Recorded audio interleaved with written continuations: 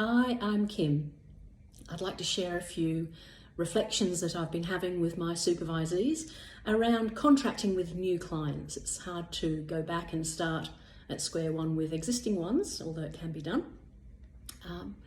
So a new client phones to make an appointment, and you can have a little 10-minute phone call there and then, or book a 10-minute phone call just to find out if you think that client will be the right one for you. So if they phone or send an email, say, have you got 10 minutes to have a phone call? Because at that phone call, you can, be listening out for things that might be red flags, or, gives you a chance to actually say what you do and what you expect from the client in the whole process. So the kind of things that we can inform clients in that very first conversation is the sessions are 50 minutes. Although we call it an hour and the fees are by the hour, that 10 minutes is the admin time related to the session itself. So usually the sessions stop at about 45 minutes. And then we have that last 5 minutes to maybe set another appointment up, reflect on what the session was like, or what we might do next. So that timing's really important, and you as the counsellor, that's your responsibility. We're the expert in the process of contracting, that's coming to agreements with our clients, and working out what we will be able to deliver and what is going to be satisfying, realistic and sustainable for us. So be really clear straight up before you actually meet them for a proper session, these kind of basic things. Also the cancellation policy. More and more clinicians are saying the payment is 48 hours prior to the session, and if the session is not attended, then a portion of that fee would be refunded. So being really clear about that. The other thing is to begin with the end in mind. So whether the client in the end is going to be a child or a parent or an adult, basically really let the clients know if you're not a long-term psychotherapist who would be willing to work with someone for 3 or 4 or 5 years, then you need to find a way, in your own words, to let them know how you like to work. And this is an example of the kind of thing I might say. Counselling comes in 3 different phases. The first phase is where we get to know each other. That might take 1 session or 2. And then we begin the work of counselling. So it is hard work. And you really have to have that capacity and willingness to go there. And that might go for several sessions. It might only be 1 or 2 sessions. Depends on what you're working with, what you want out of the counselling. And then we have the third stage of counselling, which is when we kind of plan for failure in the future. So we say, well, look, we're coming to the end of what we agreed we were going to work on, and things seem to be travelling well, but in the future, 6 months or a year, 2 years down the track, you're more than welcome to make contact again and create a few more appointments if you wish. I can always refer you to someone at that point if you think you require some kind of specialist support. So we introduce the clients to that 3-phase model so that when the time comes for us to have that closure conversation, we've already had the beginnings of that seed planted. The other thing is contact between sessions. So I'm very strict with that. If someone's in crisis, I will say to them during the session, if it seems that you could become in crisis again, if it's a man, I'll say, can you please put the men's line phone number in your phone now whilst you're with me? If it's a young person or a parent and a child, I'll get them to put the kids helpline number in their phone, 1-800-55-1800.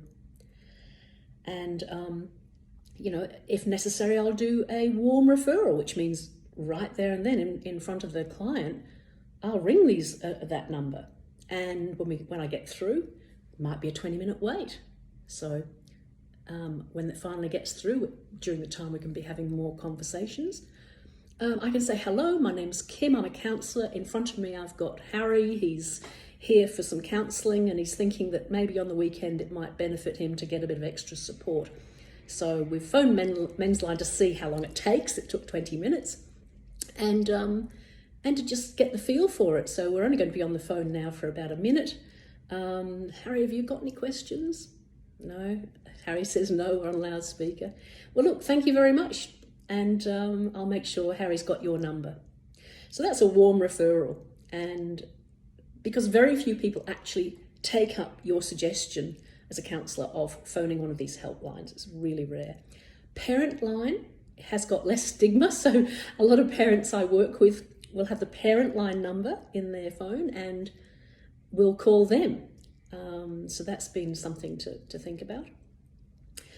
And in terms of, the client being able to share with you what's working and what's not working, the best thing to do is to do that gestalt in the moment. If you notice the client somehow withdrawing from the connection, the therapeutic alliance, it's best to name it as it's happening.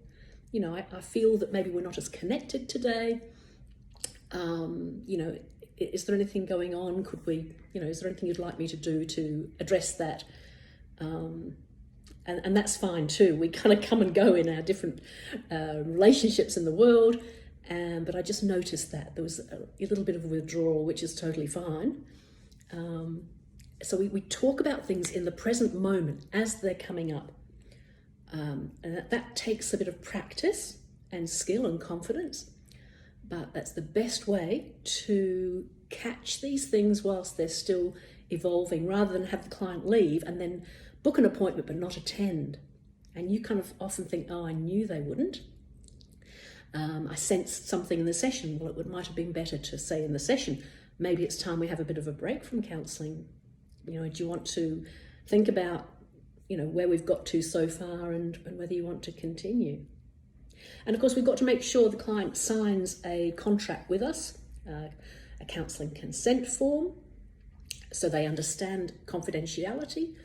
And basically, for me, I say to the client, everything you say to me is private and confidential, unless I'm worried about your safety or the safety of someone else, in particular a child, in which case I would talk to you straight away. I wouldn't go home and think, I'm going to get the police to do a welfare check on that person.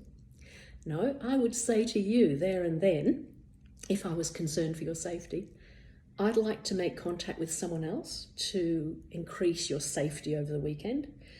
Who would that be? Would it be your partner or a parent or a neighbour, a trusted neighbour? Could you tell me who? We could even phone them now and say you're going through a tough time. Who would you trust in your network to do that? Because the alternative is, if you were to send me a text saying, I'm really not doing well on a Saturday night, then I would do a welfare check with the police, which means the police would knock on your door some hours later and say, hi, we've got a call from your counsellor, is everything okay? Is there anything else? I think contact between sessions is another thing that really wears down counsellors. So you get the parent, an anxious parent of a child client, who will send you several paragraphs in an email in between sessions. And the moment you respond to that email, you've set a pattern up and that parent will have an expectation. So this goes across all kinds of clients. So what I generally do at the beginning of my work, I say, if you need to make contact with me for some reason, you can send an email no more than 3 dot points and maybe one sentence with each dot point, because I really won't be responding to it. I'll read your email so that when we next have a session, I kind of know what's happened, but I can't do that kind of in-between session contact. So that might be hard. Maybe you've had a psychologist or counsellor in the past that's had that in-between session support, but I can't provide that. So I hope this has been helpful. There's a lot in there, but they're the kind of things that I talk with my supervisees all the time about.